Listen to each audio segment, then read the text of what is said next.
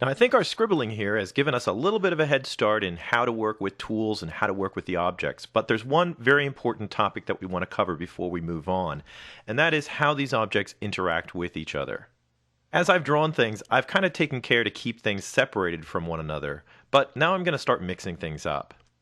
I'll start by moving back to my normal selection tool, and let me just single click to select this shape over here in the corner. You can see that the one click selected almost all of the shape. And that means this closed portion of the shape is currently one continuous curve segment. If I grab my pencil tool and draw a line that crosses right over that original stroke, and we go back to our selection tool and do the same thing, you'll notice that my original shape has been broken up into pieces right where my new line intersects the old one. You can even see that the new line we've drawn has been broken up also right where it crosses the original stroke. What we're seeing here are the effects of drawing in merge mode, and that basically means my lines are going to merge together to form one solid object. Now, merge sounds like they'd be joining instead of splitting, but that splitting action is exactly what you'll see any place you have objects intersecting one another. Let's draw a line across one of the shapes that we have. You probably wouldn't be surprised to find that if we went back and selected the shape, it's also been cut into two pieces. Even more interesting is how shapes interact with one another. So let's grab this shape down here. I'm just going to single click so I select the fill in this oval, and I'm going to move it over so that it intersects with both the line and the fill of the shape below it. Now, when you have things selected, they're kind of in a suspended state, so they don't do any cutting, but as soon as you click away from it, it's going to merge with the elements underneath it. And what that means in this case is if I move this yellow oval away from the blue, you'll see that it's cut out portions of both the stroke and the fill that was underneath it. This behavior is kind of the normal mode for Flash.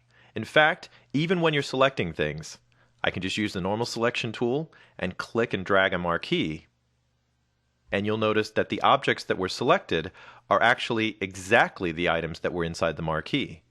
And I've actually created a split between my objects just by selecting. Now, I'm just going to undo that change since it made a big mess out of all my shapes. And next, let's take a look at ways that we can prevent this merge behavior from happening. There's one easy way to prevent it, and that is by using groups.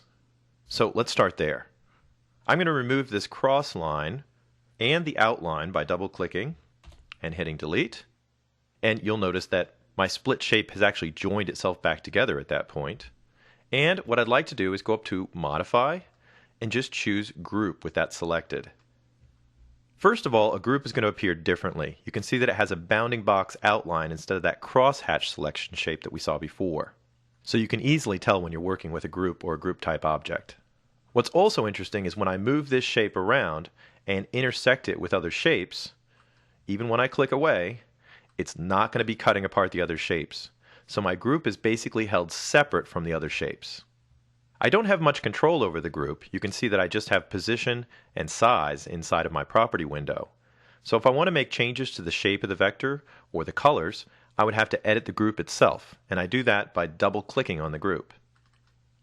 The group indicator shows up in our toolbar indicating that we are working on a group that's inside of scene 1, and you can see that all my other shapes have dimmed out and are not selectable while I'm working in group mode.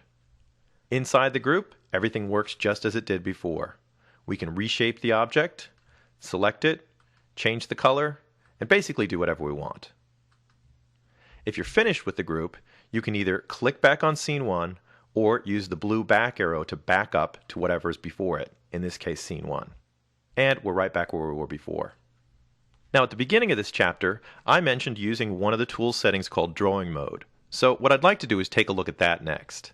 I'm going to go back to my pencil tool, and the first selection down in my option panel allows me to switch to object drawing mode. Basically what that'll do is take me out of merge drawing mode, and it's another way to keep my objects from intersecting and interfering with each other. Whenever you have object drawing turned on, like I do right now, anything I draw with the tool, we'll do a little scribble with my pencil tool, basically gets automatically grouped. In this mode, each drawing becomes its own little group, and you won't have any of that cutting behavior that we saw before. Let me just use my selection tool. I'll move this new object over top of one of my old ones, click away from it, and you can see that my bottom object has not been cut apart like it was before. Let me click on this and move it back up to the top. Now in the property panel, it shows that it's a drawing object, and it actually allows you to make a few changes while you're working with it. For instance, I could change the stroke color, or I could increase the thickness. And just like a group, if you double click on it, you can go inside that drawing object and reshape it just like you would any other normal object. We get back out of the object the same way by clicking on Scene 1 of the back button. And interestingly enough, if you go up to the Modify menu, you can use Ungroup and turn it right back into a normal object just like the other elements that we've drawn. Now basically it's your choice. Each one of the tools that we've looked at has the ability to have object drawing turned on. And you'll notice that if it's turned on once, it stays on for the rest of the tools that we're working with until you turn it off. Well, so far our scribbles haven't created anything too pretty, at least mine haven't, but we've learned how to create and work with shapes inside of the Flash environment. So in our next chapter, we're going to take what we've learned and we're going to create a typical Flash scene.